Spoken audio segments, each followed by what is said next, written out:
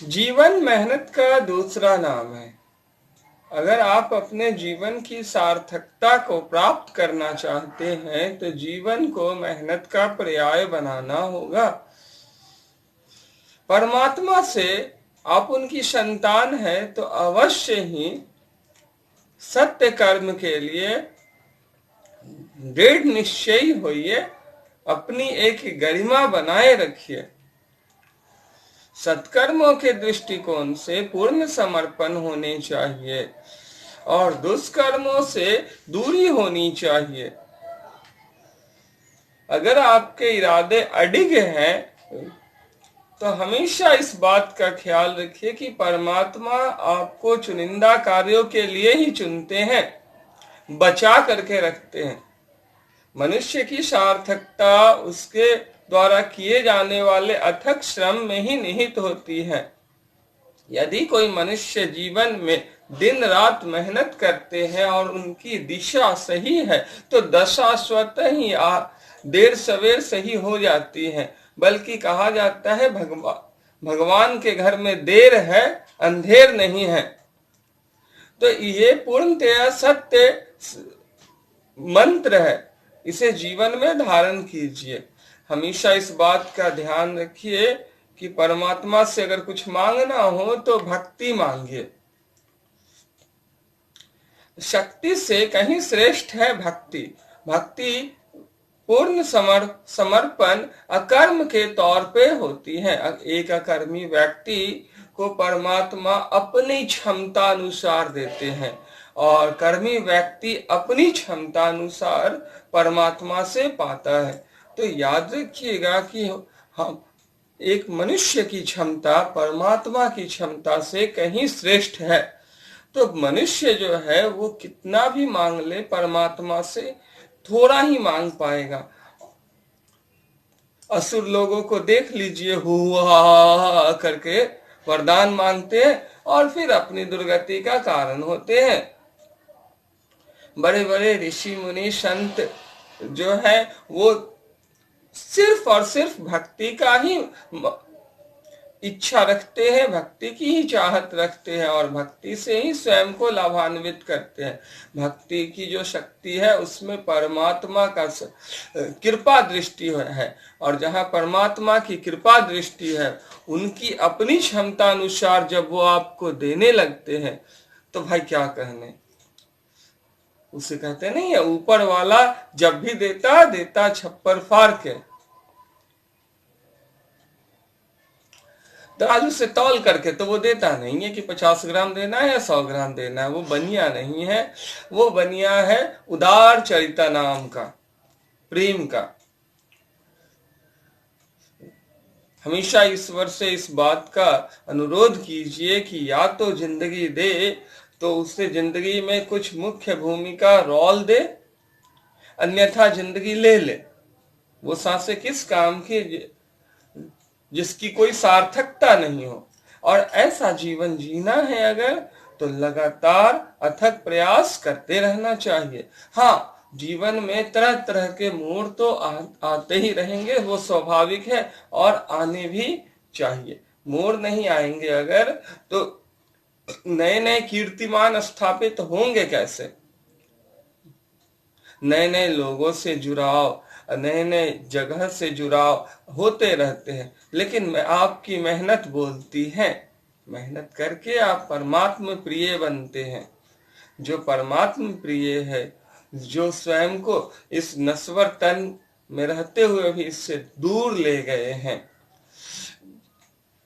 इस मूर्तिमान जगत में रहते हुए मूर्तिमान देह को धारण करते हुए अमूर्तिमान की प्राप्ति, अमूर्तिमान में व्याप्त हो जाने की क्षमता रखते हैं, वो तो जीते जी परमात्मा को प्राप्त है और भगवान उनमें वास करते हैं क्योंकि वो भगवान स्वरूप है और वो भगवान में वास करते हैं क्योंकि वो मोक्ष तुल्य हैं। मनुष्य को चाहिए कि वो योगी बने। योगी होने का अर्थ किसी क्रिया से नहीं है, किसी कर्म कांड से नहीं है।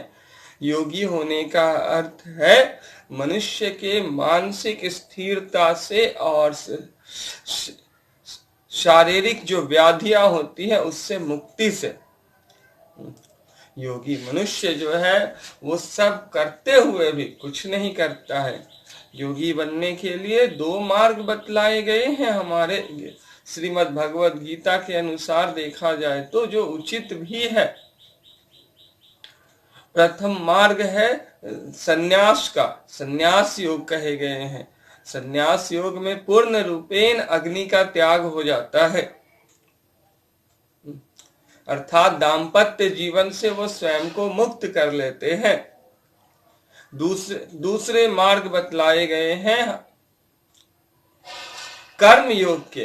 कर्म योग में मनुष्य जो है वो सारे क्रियाओं को करते हुए उसमें बंधता नहीं, जैसे जल के साथ रहते हुए कमल की जल से लिप्त नहीं होता, कीचड़ में रहते हुए कमल कीचड़ से लिप्त नहीं होता, ठीक उसी प्रकार से सारे क्रियाओं को करते हुए मनुष्य स्वयं को दूर रखता है, तो वो कर्म संन्यास है, कर्म योग है। अब जो कर्म योग है उसी को कर्म संन्यास मानिए, क्योंकि बिना इच्छाओं का त्याग किए तो कोई सन्यासी हो ही नहीं सकता। हाँ, फल दोनों का एक ही होता है, मोक्ष परमात्म की प्राप्ति, उसी में विलुप्तता। और वो तो मूर्ख है जो दोनों को अलग अलग मानते हैं, दोनों के परिणाम को अलग अलग मानते हैं। स्वयं कृष्ण इसके जीते जागते उदाहरण है। कृष्ण से भी पहले जनक जो है वो इसी श्रेणी में रखे जाते हैं। अब हम लोग थोड़े से आगे चलते हैं। नए नए लोगों से जब जुड़ाव होते रहते हैं तो ऐसे समझिए कि आपको सारे कर्म करते रहने हैं, जुड़ाव होते रहेंगे, लेकिन उसमें आसक्त नहीं होना है, आपको निष्कामी बनना पड़ेगा। अगर आप आसक्त हो जाते हैं तो विडंबना ये होगी कि आप अकर्मी से कर्मी हो जाएंगे, और जैसे ही अकर्मी से कर्मी हो जाएंगे सुख दुख का आप पर स्पष्ट प्रभाव पड़ेगा। वो कहते नहीं है, कलयुग जो है उनसे पूछा गया कि आपको कहां कहां स्थान दे। दया करके महाराज परीक्षित ने कलयुग को कहा कहां कहां स्थान दे, तो उन्होंने कहा कि हम 4 जगह पे वास करना चाहते हैं।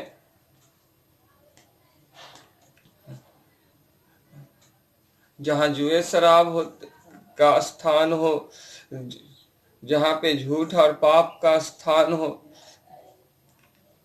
जहां पे धन का लालच का स्थान हो, और जहां पे बुरे कर्म होते हो, ऐसे जगहों पे हिंसा होती है, ऐसे जगहों पे हम वास करना चाहते हैं। उन्होंने इजाजत दे दिया कि चलिए आप जाइए। और दिलचस्प बात यह है कि सोने चांदी उनके मस्तक पे मुकुट था, उसमें वास करना चाहते थे, तथास्तु की बस उनके सिर में ही जाकर के वास कर गए। तो ऐसे ऐसे सिचुएशन में कितनी चालाकी से दुनिया आपको अकर्मी से कर्मी बना देती है।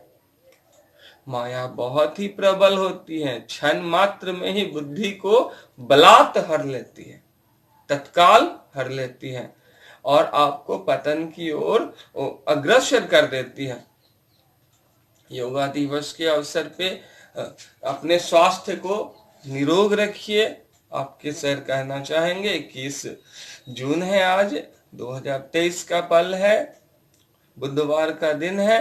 तो इस अवसर पे हम अवश्य आप लोगों के समक्ष ये बात कहेंगे कि स्वस्थ शरीर में स्वस्थ मन का वास होता है, स्वस्थ विचार आते हैं, विचार आत्मा का भोजन होता है। इसलिए अपने तन को स्वच्छ जरूर बनाइए, लेकिन सिर्फ तन को स्वच्छ बनाना पर्याप्त नहीं है। मछली तो 8 पहर नहाती है, फिर भी दुर्गंध नहीं जाती है, क्योंकि मन तो धुला कभी ना, भीतर का पट खुला कभी ना।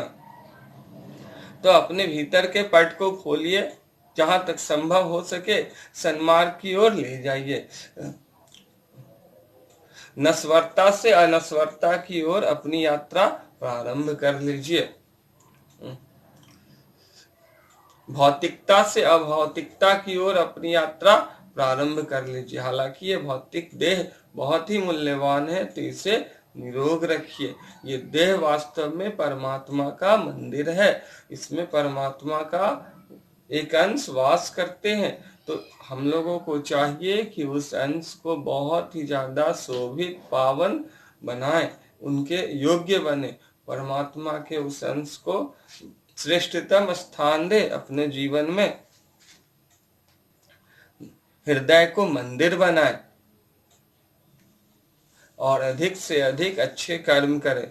नए नए लोगों से जुड़ाव होंगे, उनकी समस्याओं को समझने होंगे, उनके कौशल को समझने होंगे, उनके पराक्रम को समझने होंगे और उनकी दुर्बलताओं को। और मानव वही है जो मानव के काम आए। एक योगी मनुष्य संसार में रहते हुए संसार के सारे क्रियाओं को करते हुए भी उसमें बंधता नहीं है। जैसे सूर्य का प्रकाश संसार भर में भ्रमण करते हैं, लेकिन उससे बंधते नहीं हैं। ठीक उसी प्रकार से एक मनुष्य को कर्ता होते हुए भी अकर्ता ही मानना चाहिए। वो तो सिर्फ इसलिए कर रहा है क्योंकि परमात्मा की इच्छा है, फिर जीवन सहज हो जाते हैं। दिक्कतें जहां भी आ रही हैं, अपनी निष्पक्ष राय अवश्य रखे, परिश्रम अवश्य करे, शरीर को निरोग अवश्य रखे। ये सब कार्य जो है आपको बहुत ही ऊंची श्रेणी तक ले जाएंगे। बहुत अच्छी बात है।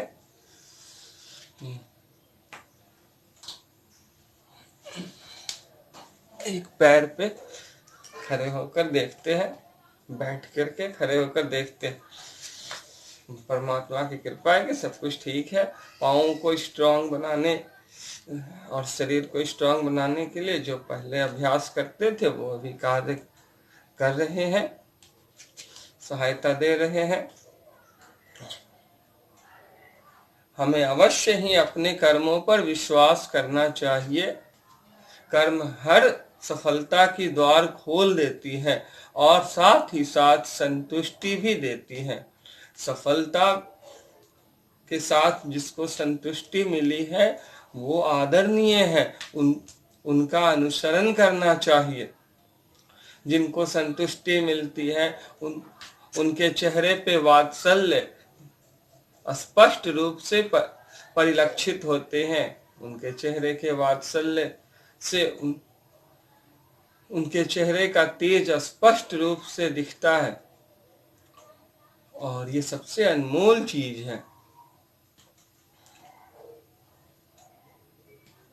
जीवन में एक जगह रहते हैं तो उतार चढ़ाव आएंगे और सबको लेकर चलना पड़ता है, इसी का नाम है जीवन।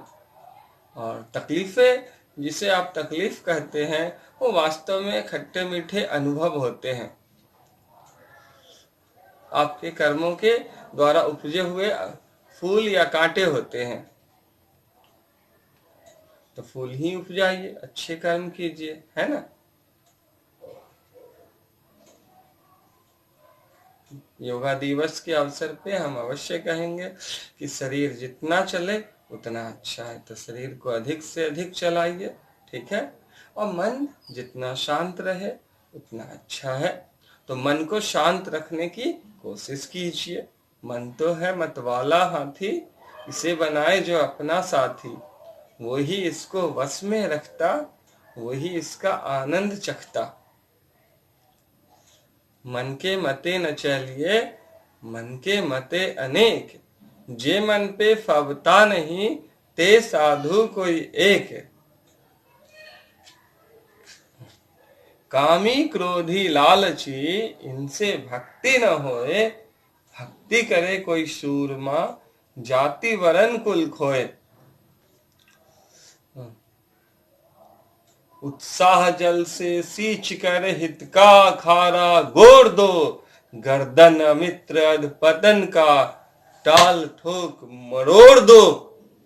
धन्यवाद।